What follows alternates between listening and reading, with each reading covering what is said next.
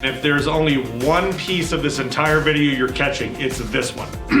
There is no segment of the insurance business that drives more referrals than DSNP. Hands down.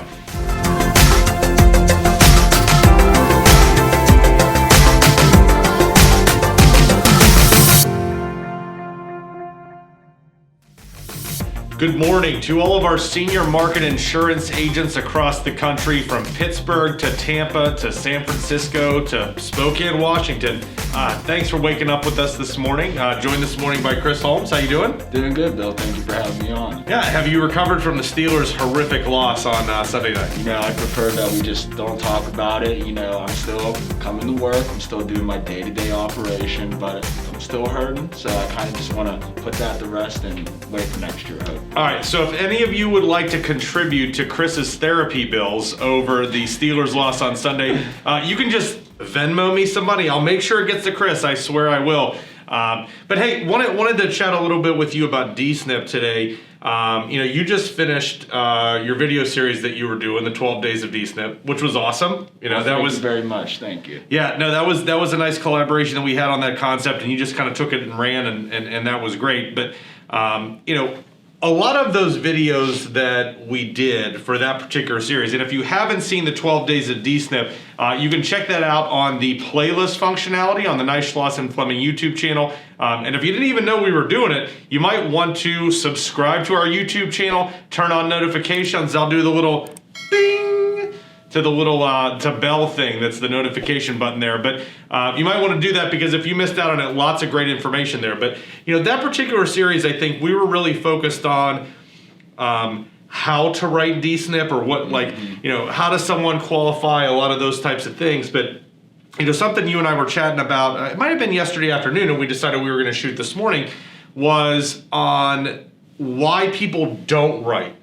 And that's always been an interesting thing to me. Is I think the opportunity is so huge and so great, but there are a lot of agents that don't get involved, and we just started chatting a little bit about the misconceptions that are involved in the market. Absolutely, and there's really about 5 misconceptions I would say that we really want to focus on, because there's a lot of stigmas into the DSNP market, and that really shy away some agents. So we'll kind of go over the top 5, I guess. Correct? Are we gonna do a top 5 show? I think we're gonna do a top 5 right now. This is the first. Ryan? Are we allowed to do a top 5 show? I'm getting a thumbs up from Ryan. This is kind of kitschy, Okay. But I'm feeling a little bit like David Letterman right now. You may not even know who David Letterman is. I know who David Letterman is. Okay, all right. I'm not that young. Okay, all right. Well, you're a young guy, very experienced, but I just want to make sure. All right. So with that being said, on the 25th episode of Near and Far today, we are going to do our first top 5 episode. So let's get into it. So the number 5 biggest misconception about the DSNP marketing is prospecting is just too hard. Yeah, and that's what a lot of people say.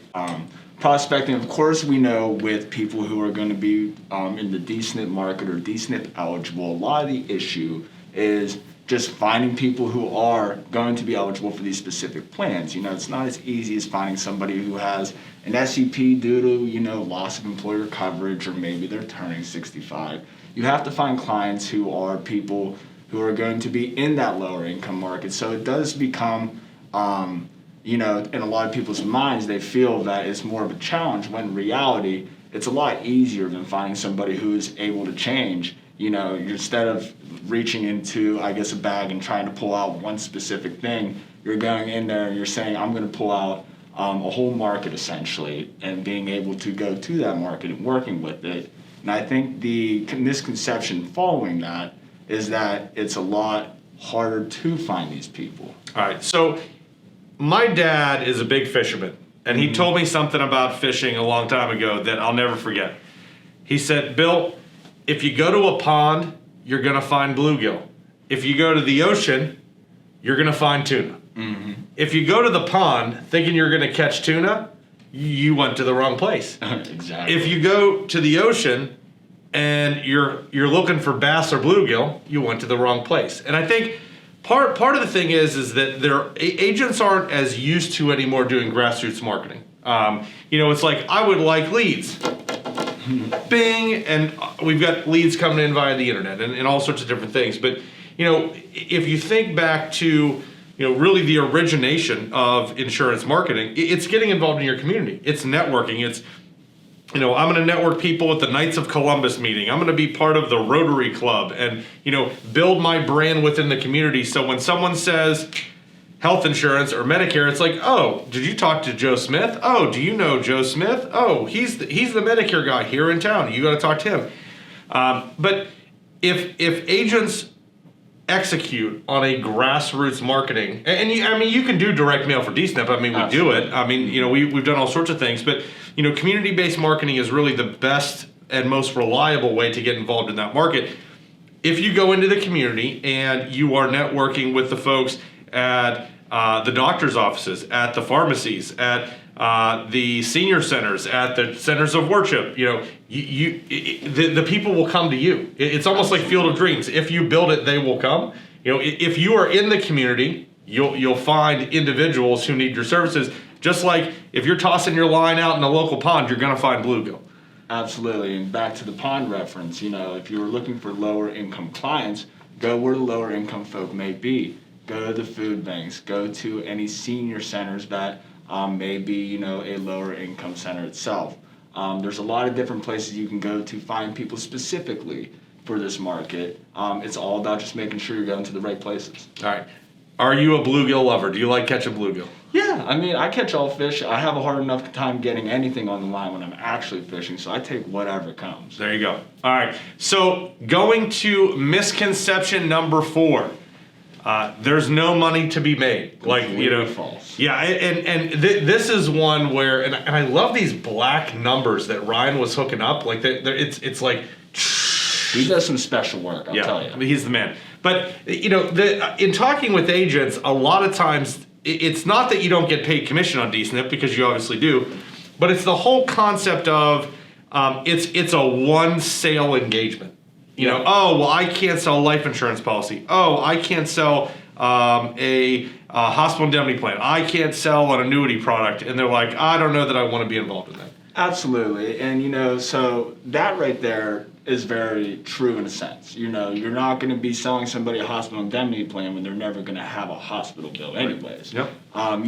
You can sneak some final expense in there. I have certainly spoken with my clients on final expense before, because if you're having health coverage for free, if they look at the benefit a final expense plan may bring them, they can go ahead and see if that's something they can't fit into a budget if you can get it for the right price. Right. But the biggest part of it is the referral stream. No, you're exactly right on that. Yeah, please hit that, because I was really hoping you were going to say that, because that's my thing on this too. So for anybody who does not really familiarize with the DSNP market, is a very referral stream based market.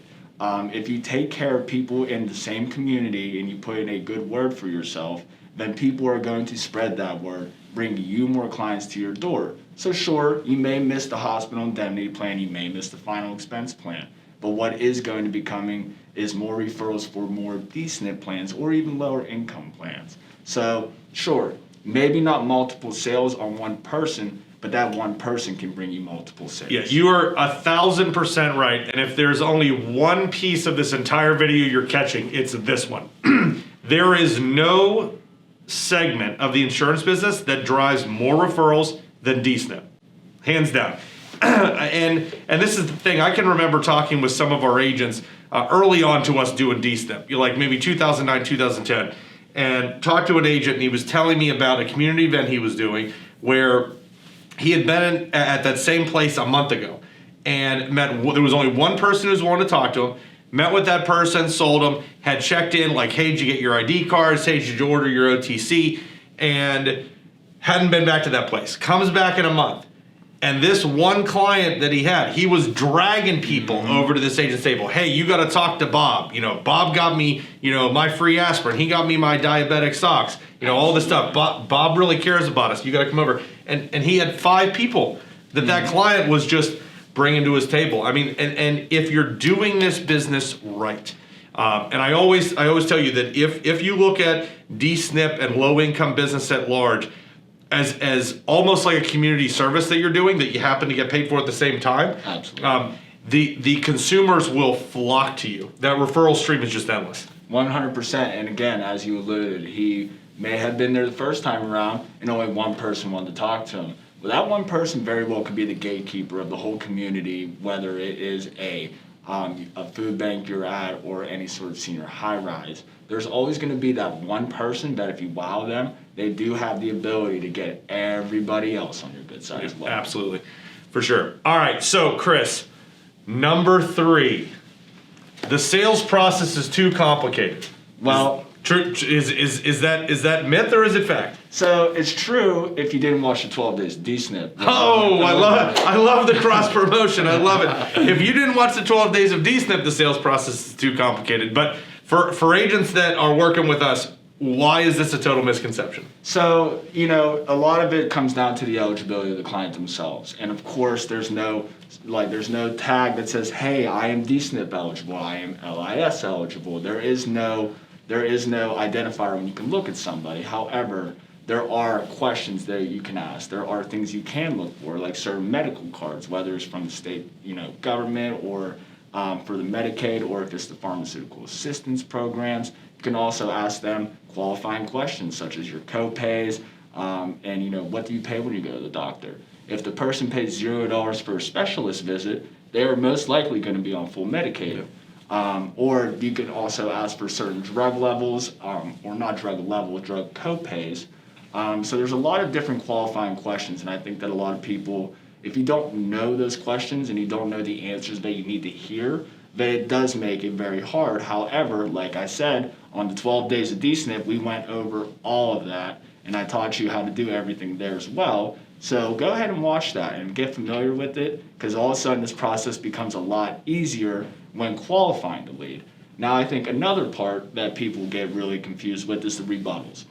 Because a lot of times, not only are the clients unaware of these plans, they're unaware of what they can do for them, and they're not exactly trusting it at first at times as well. So if you could show them the good the plan does while also battling any rebuttals they have, and again, that's another topic we went over in the 12 Days of DSNP, then you can have success very easily with these sales. Yeah. See, when agents have told me that the sales process is too complicated, that's not what they mean. Like, what they mean is, I'm uncomfortable qualifying somebody. Exactly. That's I think what the agents mean when they say that, because let's think about the sales process. I'm going to boil this down to like base level here. Okay, here's the sales process. You and I are sitting across the table, and once I know you're on Medicaid, here's the question I'm asking you. Hey, Chris, would you like a plan that you don't have to pay for, that you don't pay anything when you go to the doctor, you don't pay anything when you go to the hospital? And by the way, it doesn't now matter if you have ESRD or not. And I can get you more dental, vision, over-the-counter, transportation, any of these things than you're getting from state Medicaid. How does that sound to you? And then I would say it sounds great. Right. So, and then, again, you said, this is a free plan, I'll take the free plan. Yeah. Certainly one of those things where it is important to not only know how you can qualify someone, but how you can convey the message that you're going to offer them something that's actually going to help them, and you're not just here to make money. It is certainly something where making the sale is the hardest part of it, is just getting in front of the person.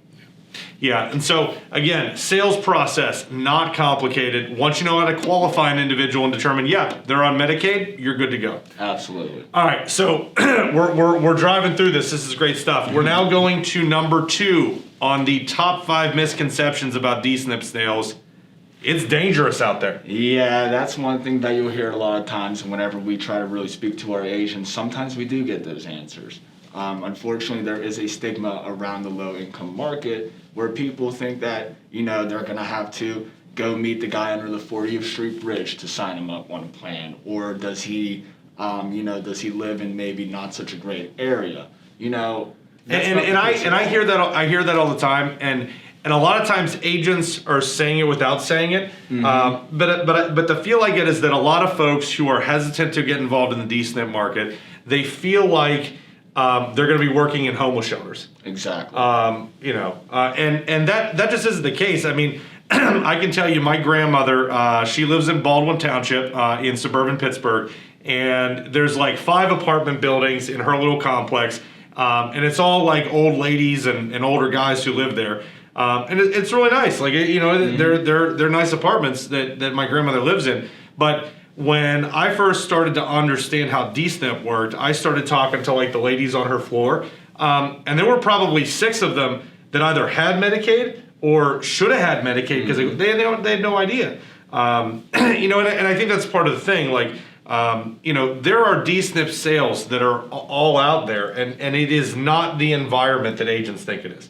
Absolutely. And, you know, anybody can be on Medicaid or anything. You know, for example, whenever I was a child, we were on assistance programs as well. It doesn't matter where you are. You know, as we know, life throws situations to us all the time that can make us financially stricken in some way, one way or another. Yep. So a lot of different examples of how you can be, you know, somebody who's on Medicaid. I've had people who have been in houses that I thought were beautiful, and it just so happens that the husband, you know, wanted me to take care of his wife's mother who recently had to move in.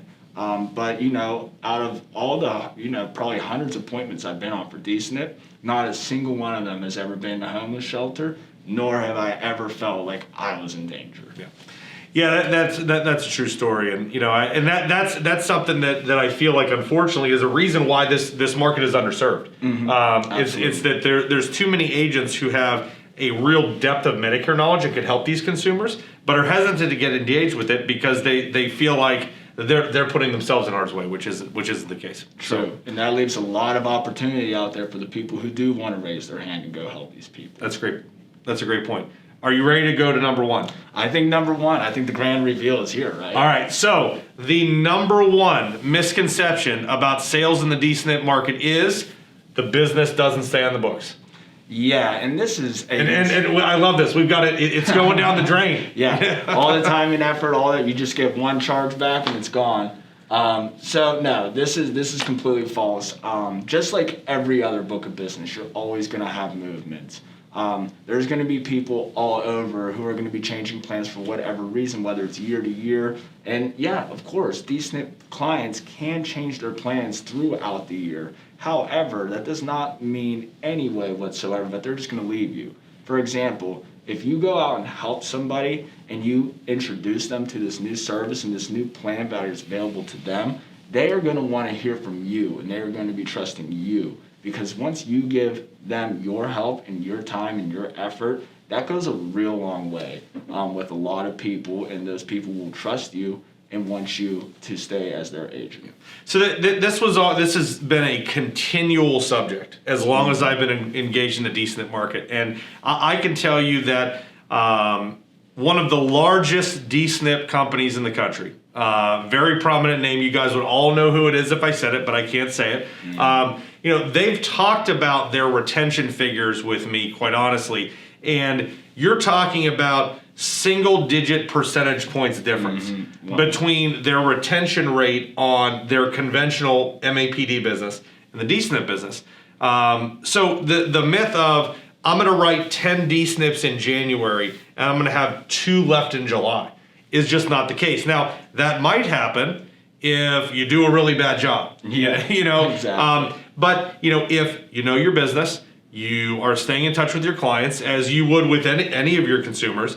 You know, the business is going to be sticky. It's not going to roll down the drain on you. And you know, I can tell you that if I take a look at our agents all across the country, the agents that are earning the most every single year, whose paychecks are the biggest, are the agents who are engaged in the dual special needs plans business. Exactly. And another point I think on the retention side is that, you know, well, there's actually 2 points to it. We just alluded that this is a very underserved market. Yep. If you have a book of business for DSNP, you know, there's not going to be people calling them like people are calling your people who maybe have just turned, you know, 65, whereas your standard book of business people, if you are somebody who does not work in the DSNP market. Secondly to that, I think that if you have the right product and you have all the right product in your area, sure, another agent can give your person a call, talk to them about this plan. If you did a good job as an agent, they're going to be calling you and talking to you about this plan, which, hey, if you have in your pocket and it works out for them,